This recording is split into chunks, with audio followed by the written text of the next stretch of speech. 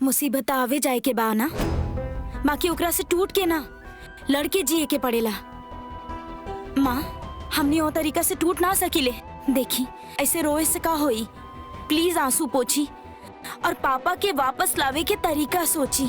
माँ, रोए से कोनो फायदा नहीं खे। हम एक अनाथ आश्रम में बड़ा भइल बा, वहाँ हम यही सीखे नी। रोए बहुत आसान है, लेकिन स्ट्रॉन्ग रहे के उतना ही मुश्किल। हमार वार्डन हमके हमेशा सिखावत रहेली कि जब भी कोनो प्रॉब्लम हुई ना, तब भगवान के अपन अंदर तलाश करे के चाहिए, फिर सारा प्रॉब्लम सॉल्व हो जाला। माँ, आई गेस हमके गुरुद्वारा जाए के चाहिए, आपके मन हल्का हो जाए।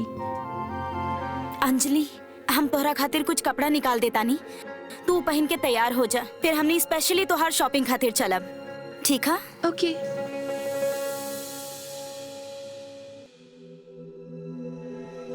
चाय ली। बहन जी, जकरा जाए के चाहिए उतर टस से मस ना भइली। हमार दिल बहुत घबरा रहल बा, ना जाने का हुई। ये आप का बोलने जा रहनी है डॉली जी? बैठी पहले, बैठी। बताई, केकरा जाए के चाहत रहे और कौन चल गई? कुछ ठीक से खुल के बताई। अरे बहन जी, हरीश जीजा जी घर छोड़ के चल गई ले।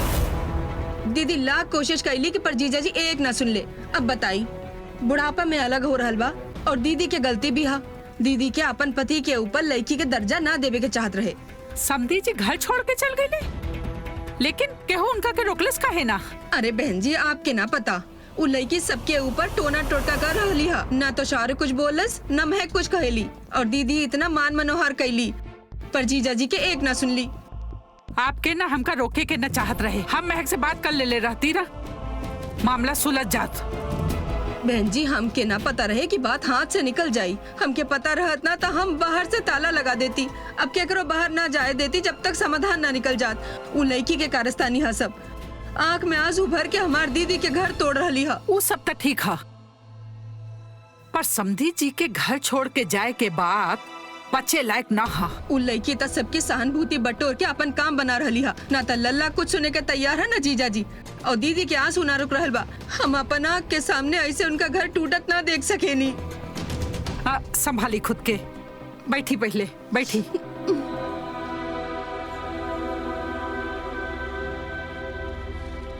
खुद के संभालब ना, तब वही घर के संभाल पाई। चाय ली।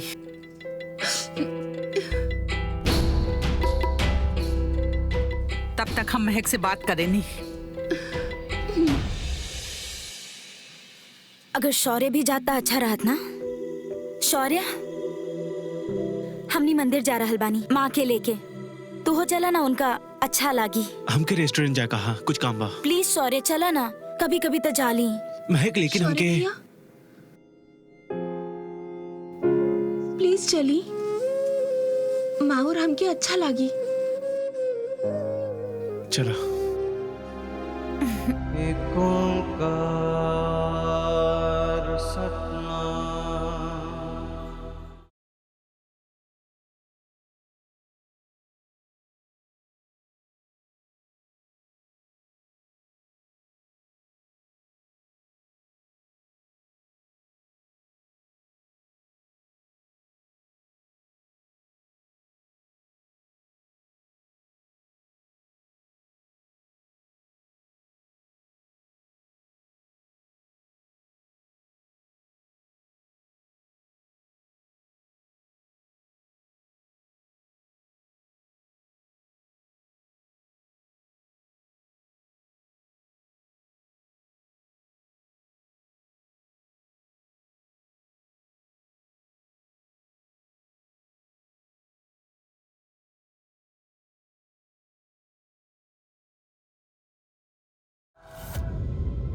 अरे आप वादा कर रहे नहीं, हम आपके भरोसे रहनी हैं।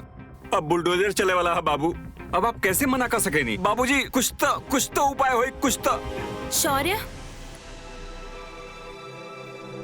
ये तो सूरज है। का भइल? ध्यान कहाँ तोहर? माँ, वो आदमी देख रहल बानी आप वहाँ पर, ओकर नाम सूरज बा। हमनी ओकरा जानी ले।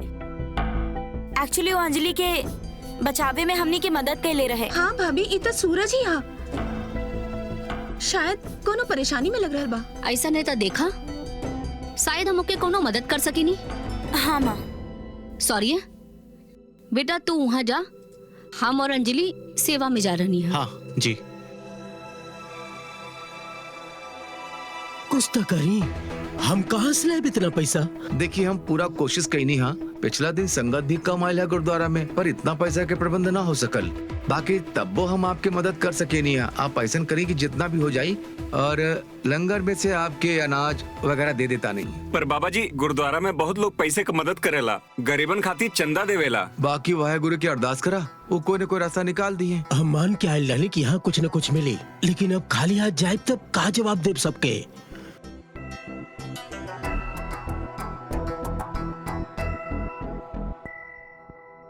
सूरज कैसन बड़ा यार,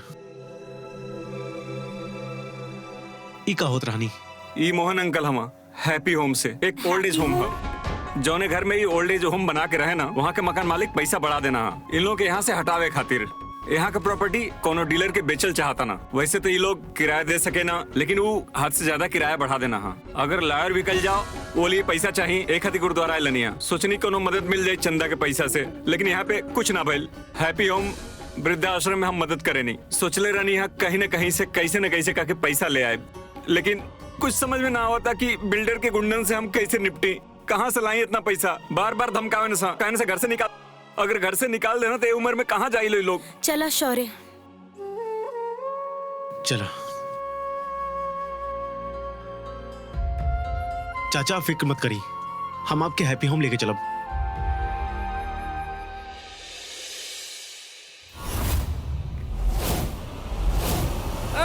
नीचे करा।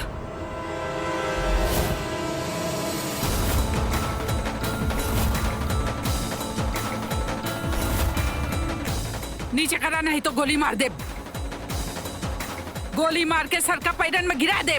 आर्मी मैन की बीबी है, कौनो से न डरेली, बहुत से आतंकवादी मारल है। अरे एकर ई झूठ कोनो दिन फसैनी हमकी। इता अच्छा हा कि उ लोग के पता हा कि बंदूक में गोली नहीं खे। जब पता लगी ना त ना रुकी उ लोग। हाँ, बाकी पता ना चली, ओकर कॉन्फिडेंस देख के डर जाई है। ए, डोंट यू डेयर। केहू और मरे चाहे ना मरे, तू जरूर मरबा। हम बानी कि तू एक तो रेंट नहीं देता रे, ऊपर से जगह नहीं खाली करता रे। चुपचाप जगह खाली कर दे, नहीं तो कुचल के ना यहाँ मल्टीप्लेक्स बिल्डिंग बनाए दे, समझ ली? ना भरब रेंट, ये सब तुम लोगन के स्कीम बा हमरा के यहाँ से निकाले के, लेकिन हम लोग झुके वालन मन ना है। गोली मार के तुम्हार खोपड़ी उड़ा दे। आगे आके तो दिखाई, गोली मार दे।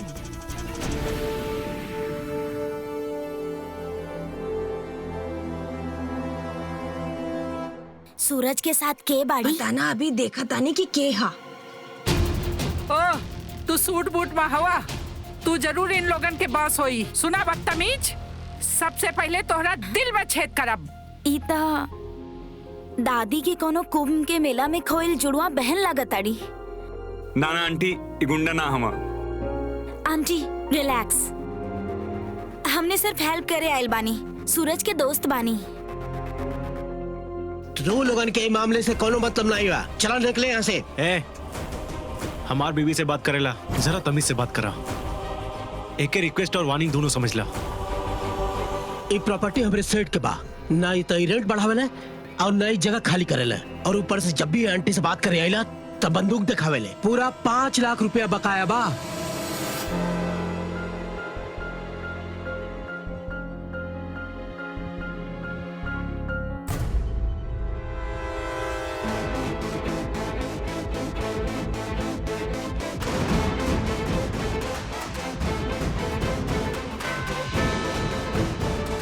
ले और जाके अपने सेट के दे दे।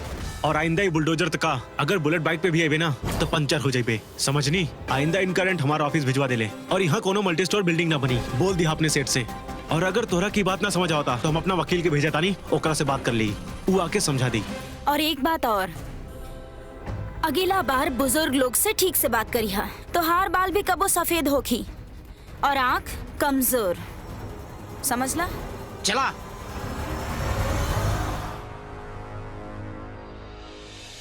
हम आप सबके एहसान कब्बो न चुका पाए, लेकिन आपके शुक्रगुजार हमेशा रहा। जरा एक बार घर के पीछे देख के आओ तनी, कुछ और डैमेज तो ना भइल बा? पिछली बार लाइट काट गई ना सा।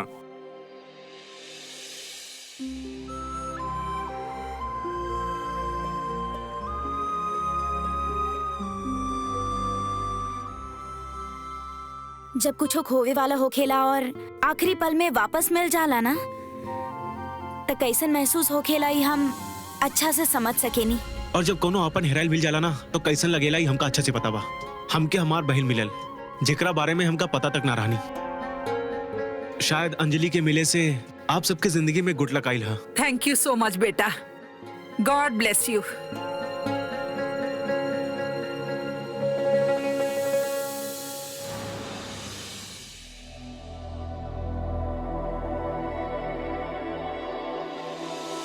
महक हम जाता नहीं, शाम के आके मिलब। सॉरी के होबे से सिर्फ ई घर के ना बहुत सारा घर के सहारा मिल जाला। शौर्य भैया बस ऊपर से गुस्सा वाला दिखेले, अंदर से तो बहुत स्वीट हा। हाँ ना भाभी? हाँ, ऊपर से तनी गरम गरम बा लेकिन अंदर से नरम नरम। ओकरा पिघलावे में ना ज्यादा वक्त ना लगेला। जब भी केहू कोनो परेशानी में होखेला तो तुरंत खड़ा हो जाला। ऐसा ही बाऊ। चला चाची,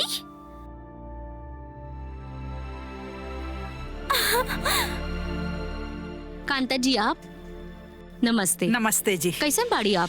हम तो ठीक है। आप चाची, ये अंजलि बिया। नमस्ते। आप बता देती कि आपे वाला बाड़ी ता साथे गुरुद्वारा जेती। अरे वो एकदम से प्लान बन गई। महक से कुछ जरूरी बात करे के है। हमरा से बात का बहे चाची? कांता की लाइन कुछो का। सब कुछ ठीक तबा ना? हाँ बतावा तानी। आप कुछ छुपाता ना रहनी है ना? ना ना, ऐसा कोई बात ना है। बस महक से जरूरी बात करे के है अकेले में, बाकी सब ठीक बा। चला अपन कमरे में चला ना। अरे जल्दी चला, हमरा के वापस भी जाए के है। जी हम वापस आके मिला तानी आपसे।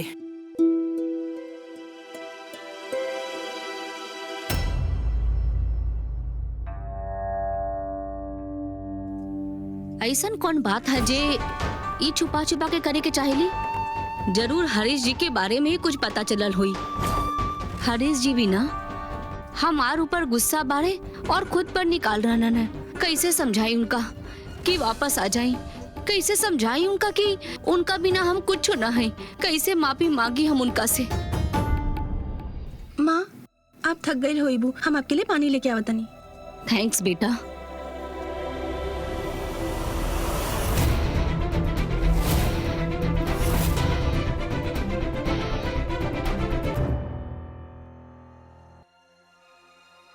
हमार बात हो गई जीजा जी से। हाल चाल पूछे के लिए फोन कैले रहनी हम। जीजा जी लंदन चल गई ले हाँ अपन बुआ के यहाँ।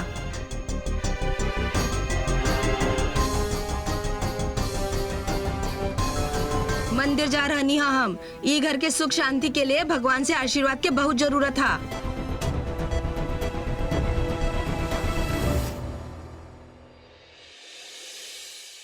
महक हमार बात के ध्यान से सोचा और समझा। 26 जनवरी के बाद से तू और सौर्य पहले से ज्यादा मशहूर हो गई रहा। ये कलयुग है बेटा।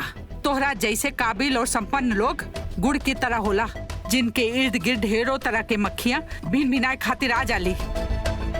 तू ऐसे कैसे केकरा के भी अपन घर के सदस्य बना सकेलू, ये भी जाने बिना कि वो कौन है, कहाँ से आयल है। चाची आप ही कैसन बात कर रहल बानी? ओकर पास सबूत बा। वो लॉकेट जेकरा गले में डाल के यहाँ आयल है, वैसा लॉकेट केहू कहीं से भी बनवा सकेला। कर्णा जी के भी तो देखला होई वो टीवी पर। तो के ये कैसे यकीन हो गई कि कर्णा जी की बेटी है, ये कोई चाची और आप ना? का बोल रहल बानी? वो यहाँ खुद से ना आयल बाड़ी, हमनी ओकरा यहाँ लेके आयल बानी। ओकर एक्सीडेंट हमनी की गाड़ी से भइल रहे। ओकरा तो पता भी ना रहे कि वो के बिया। और ऐसन कैसे हो सकेला भला कि करुणा माँ जे लॉकेट अपन बेटी के पहने ले रही वो अंजलि के गला में होके? महक, लेकिन वो कौन माहौल से आयल है, की तरह से पली बढ़ली है अनाथ आश्रम में? ये घर में सबके साथ घुल मिल के रह पाई कि ना? ये सब कुछ सोच समझ के धीरे धीरे सबके तैयार करके फिर ओकरा के घर में लावे चाहत रहे। तो हर जल्दबाजी के नतीजा ही है कि समधी जी घर से चल गईले। बाकी चाची ये में अंजलि के चाहे केहू और के गलती ना, बाकी वो यहाँ से चल गईलन। अच्छा वो चल गईले और तू उनका जाय देलू? चाची हमनी सब उनका के रोके की कोशिश कईनी, बाकी पापा सुने खातिर तैयार ही ना रहे। माने नहीं उनका बुरा लग रहल बा। बाकी अपन पास्ट के गला से लगा के दर्द काहे बढ़ावे के? इंसान से ही गलती होखेला।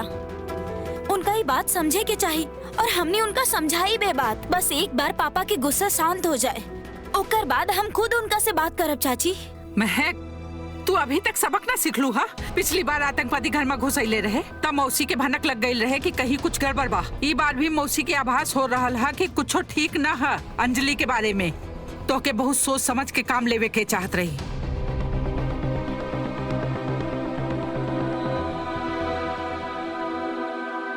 समझता हम आप गई नहीं। ये सब मासी के ही प्लान रहे। शुरू से ही मासी के अंजलि से दिक्कत रहे।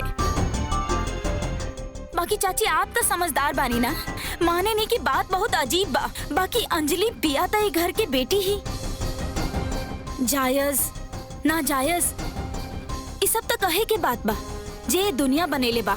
बाकी वो बिया तो एगो बेचारी लड़की ही ना।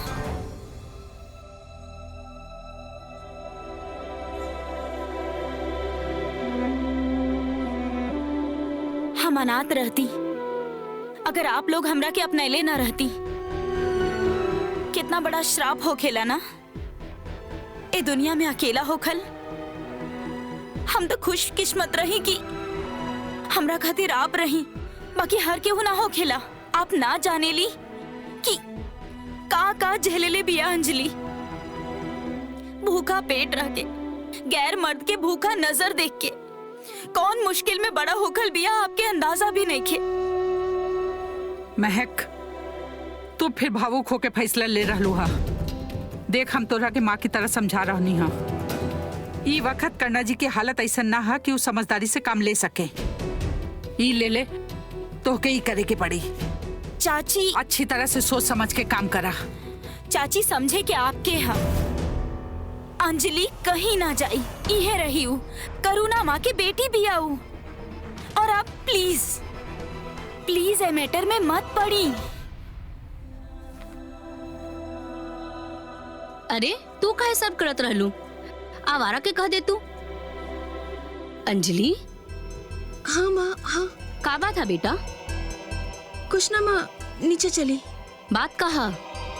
माँ कुछ ना। ऐसे रातों रात बात बात में रिश्ता ना खड़ा होला। यहाँ एगो लड़की आके खड़ी हो गई। हम समझता नहीं चाची प्लीज कि वो एगो लड़की हो बिना माँ के पली बड़ी है। एक मतलब ये ना है कि हम अपन सूझबूझ ताक पर रख दी और माँ बेटी के मिलाप करवा दी। देखा समधी जी, वो लड़की की वजह से घर से बाहर जाके रह ले, ये हमके भी मंजूर ना है। और अगर अंजलि सच में कर्णा जी की बेटी है तो वो तो हर ननन भइल। हम जरूर चाहब कि माँ और बेटी मिले, लेकिन ये घर के सुख शांति के कीमत पर बिल्कुल ना। चल अंदर चली, अंदर नीचे चल। चली। हम करानी ने चला हमरा साथे। दी।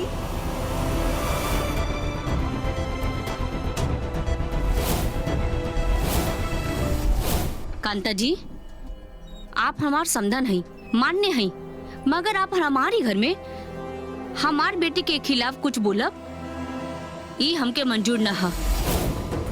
महक, तू ही घर के बहू बाड़ू, अपन चाची के अच्छे से समझा देवे के चाहिए ना कि ये मामला तो हर मायके के ना है, ससुराल के है।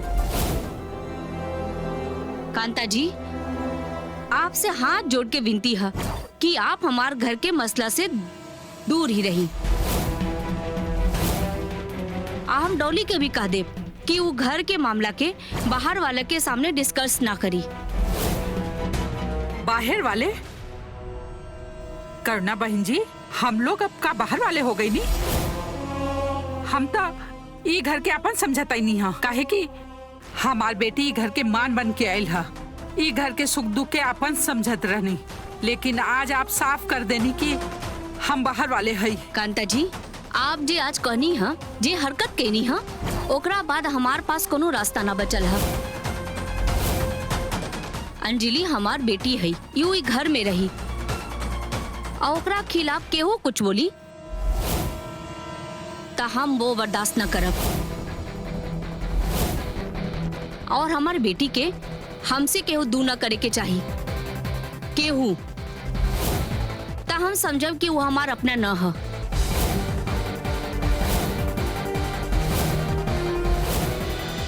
अंजलि चला बेटा, बस हमारी बात सुनी करना जी। तू सब लोग हमार बात के गलत मतलब निकाल रहा हो। चाची प्लीज, के माँ बर्दाश्त करी जे आप अंजलि खातिर कहली। कितना दुख पहुंचल होई वो दोनों के। प्लीज चाची, आप प्लीज ए मैटर में इंटरफेयर मत करी प्लीज। माँ, कब तक और केकरा केकरा से लड़त रही आप? आज भाभी के चाची ये बात कह रही हैं, कल के पूरा दुनिया कही। आप अपन रिश्तेदार से रिश्ता तो न तोड़ देबला और केकर मुंह बंद करब। माँ, सबके तो यह लागी ना कि अचानक से आपकी बेटी कहाँ से आ गई। माँ, केकरो हमरा बारे में कुछ पता ना हा, सवाल तो उठबे करी ना। और हम केहू हो सकेली, हम क्रिमिनल भी हो सकेली। चुप, कैसन बात कर रहलू है तू? हम कौनो सवाल कौनो शक तुहार खिलाफ न बर्दाश्त कर सके नी। बेटी हवा तू हमार। हाँ माँ, वो तो ठीक है, लेकिन आप सोची तो सही, चाची तो ई घर के हाँ, फिर भी उनका ये बात डाइजेस्ट ना हो परल बा कि अचानक से एगो अजनबी लड़की आपकी बेटी बनके घर में आ गई हा। तो फिर दुनिया का बोली। मनली की कांता जी की बात अजीब लग रहल हा, फिर भी उनका के कोनो हक ना हा तोहार खिलाफ कुछो बोले के। अरे दुनिया कुछो बोली, हम दुनिया के परवाह न करे नी, पर हमार अपना ही हमार फैसला के खिलाफ रही था फायदा कहा उनकर अपनापन के। माँ, बाकी हम उहे करब जे हमार दिल कहेला। तू ये रहबू, कहीं न जेबू। ये घर हमार हा, बेटी बारू हमार, फैसला भी हमार हुई। आप सही कह रहल बानी माँ। चाची के तरफ से हम आपसे माफी मांग रहल बानी। I am really sorry. Please upset मत हुई प्लीज।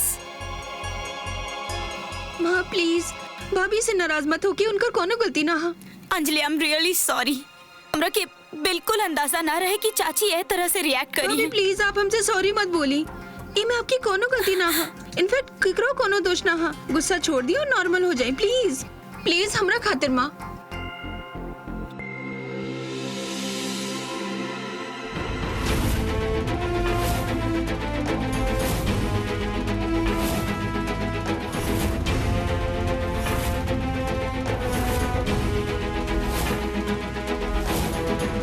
मैं कमाल फाइल देख लूं। हाँ, अरे चाची, आप कब आईली? चाची कहाँ जाता नहीं? महक से मिले आयल रहनी, जरूरी बात करे के रहे। चला तानी, घर जाए के हाँ, कहूँ देर ना हो जाए।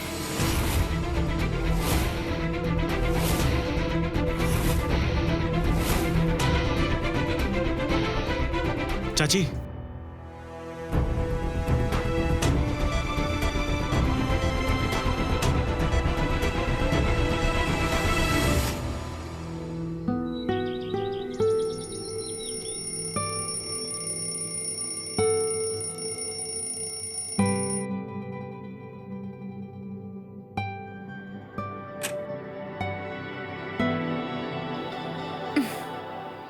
गुड मॉर्निंग स्लीपिंग ब्यूटी, उठ जा।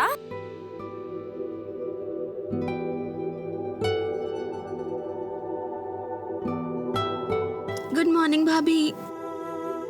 थैंक यू, लेकिन आप काहे परेशानी लेनी? परेशानी ना, प्यार है भाभी के।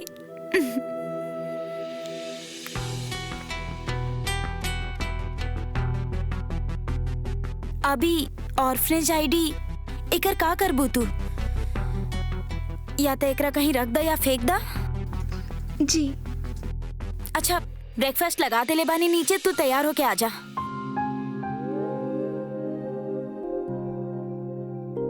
तू लोग भी तैयार ना भइलू? ना माँ, बस हम जा रहल बानी, आवतानी 15 मिनट में। गुड मॉर्निंग बच्चा, हैप्पी बर्थडे बेटा। अरे अरे अरे बेटा, हमारे यहाँ लड़की पैर न छुएली, गला लगेली माँ बाप के।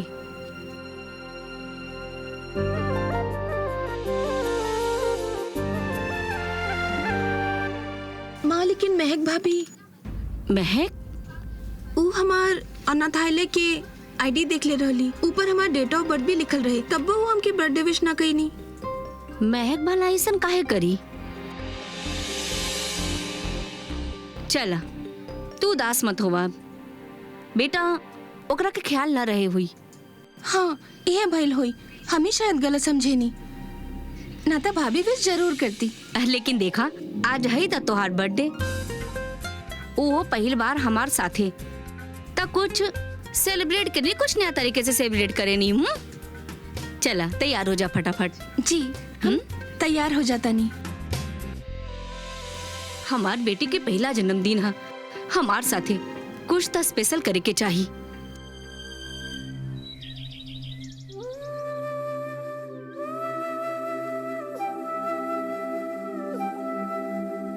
माँ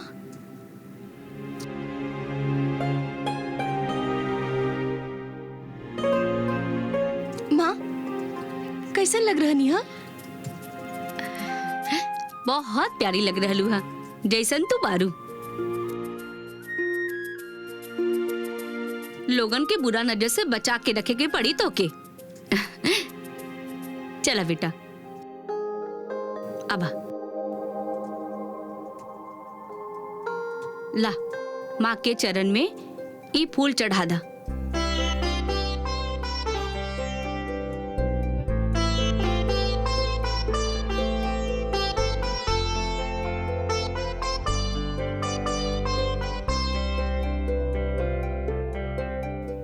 इला ई प्रसाद,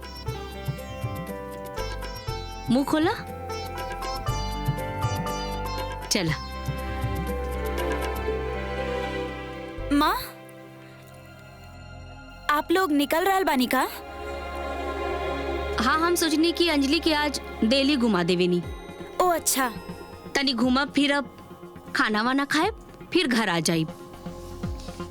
माँ वो हम ये खातिर पूछत रहे कि शौर्य हमरा के व्हाइट चिलीज बुलेले बा कोनो काम से, का आप हमरा के वहाँ ड्रॉप करके कार लेके जाई? रेस्टोरेंट जाए तो उल्टा पड़ी। अंजलि के लिए हम तो स्पेशल लंच बुक करवैनी हा, पर सौर्य के काम भी तो जरूरी है।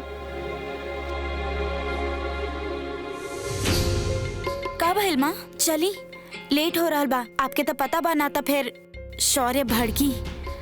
ठीक है बेटा महक के व्हाइट चिली ड्रॉप कर दे, हम लोग जल्दी से वहाँ से निकल ले।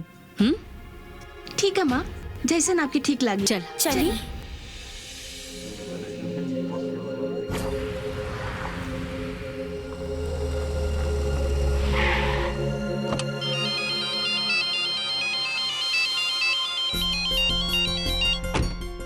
हाँ शौर्य, बस 2 मिनट में आ रहल बानी, व्हाइट चिलीज के बाहर ही खड़ा है।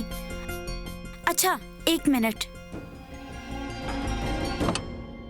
माँ उस शौर्य आपके अंदर बुला रहल बा, कुछ जरूरी डॉक्यूमेंट्स पे सिग्नेचर चाहिए आपके। महक कल कर दे, इतना जरूरी कहा? आज जल्दी है, अभी जा रहा नहीं है ना हम दोनों? बस 2 मिनट के काम बा। महक कल कर लेब ना? माँ शौर्य बहुत इंसिस्ट कर रहल बाड़े। एक्चुअली अंजलि तू चला ना, चला। लंच के बुकिंग तो निकल गई हाथ से। चला।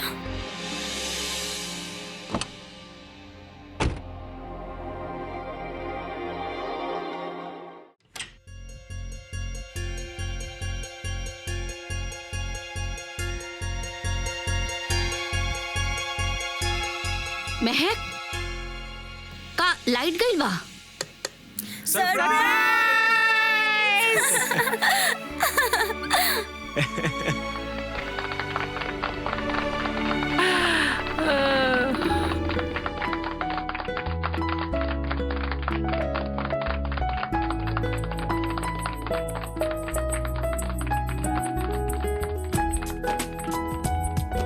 Happy birthday.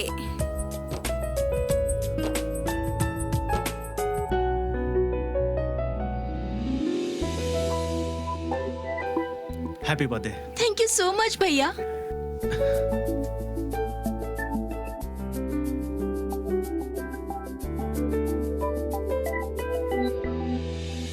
हम कितना गलत समझने रहनी महक के, अब देखा वो तो सरप्राइज बर्थडे रख देली।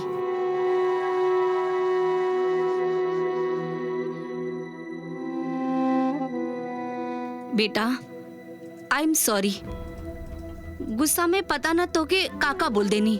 हम भूल गए रहनी कि वर्ल्ड के बेस्ट बहू तो हमार पास है। वर्ल्ड की बेस्ट बहू तभी बन सकेली जब ओकरा पास वर्ल्ड की बेस्ट सास हो।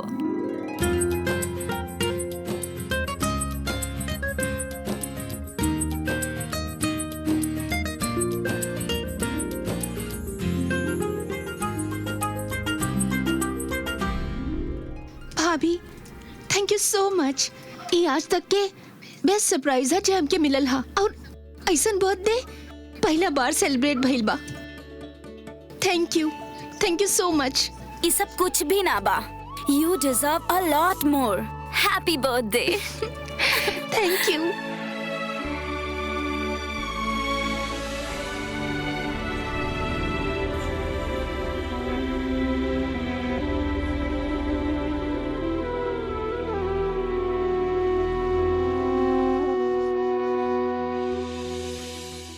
करुणा बहन जी माफ करिया, हम कुछ ज्यादा ही बोल गए रहनी। काहे शर्मिंदा कर रहनी है कांता जी? हमार गुस्सा करे के भी ठीक न रहे।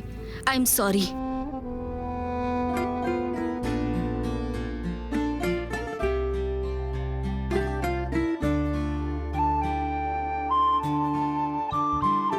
बेटी की जन्मदिन बहुत बहुत मुबारक हो। बहुत बहुत शुक्रिया। अब दिल में कोनो बात न रखिया, जे बीत गईल सो बात गईल। सुनी, सब लोग आई केक काटे खातिर।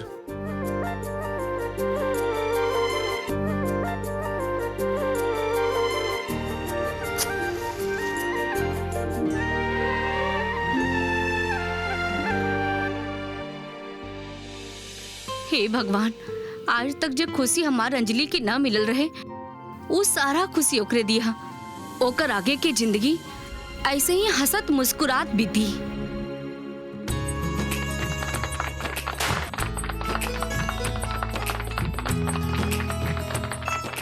Happy birthday to you. Happy birthday dear Anjali.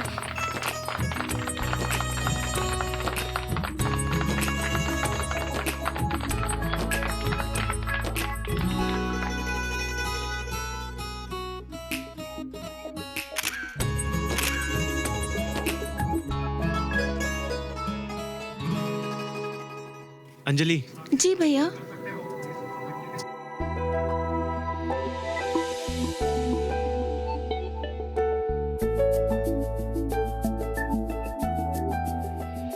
I hope तो के अच्छा लगा हुई।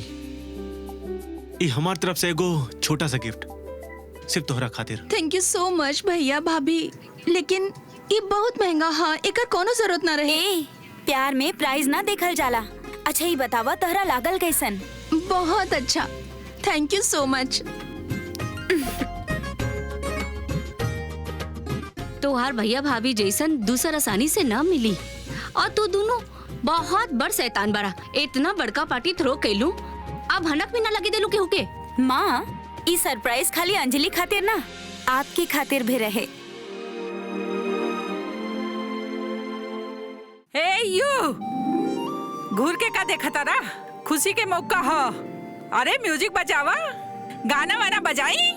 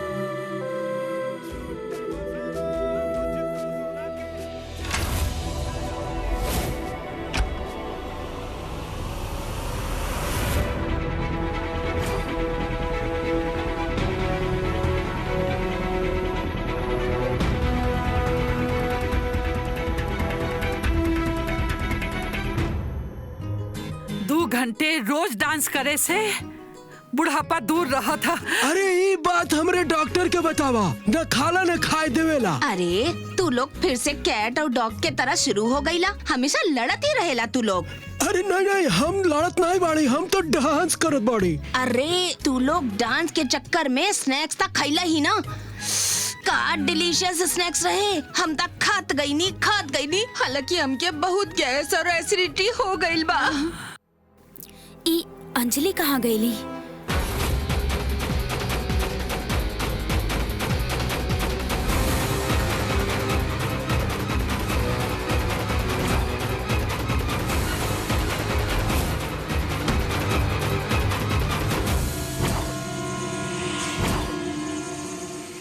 शौर्य, अंजलि के कहीं देखला का? नाता अच्छा सुनो महक, केहू के ना बताई हा, खास कर माँ के। हम देख क्या होता नहीं। यह कहीं होखी ढूंढल जाओ। हाँ तू उधर देखा, हम वहाँ देखा था। चला।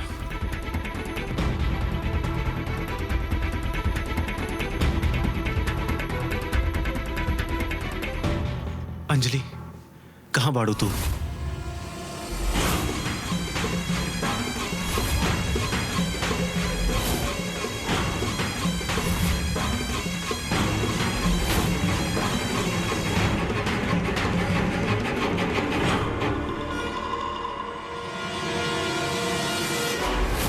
तो के का लगल?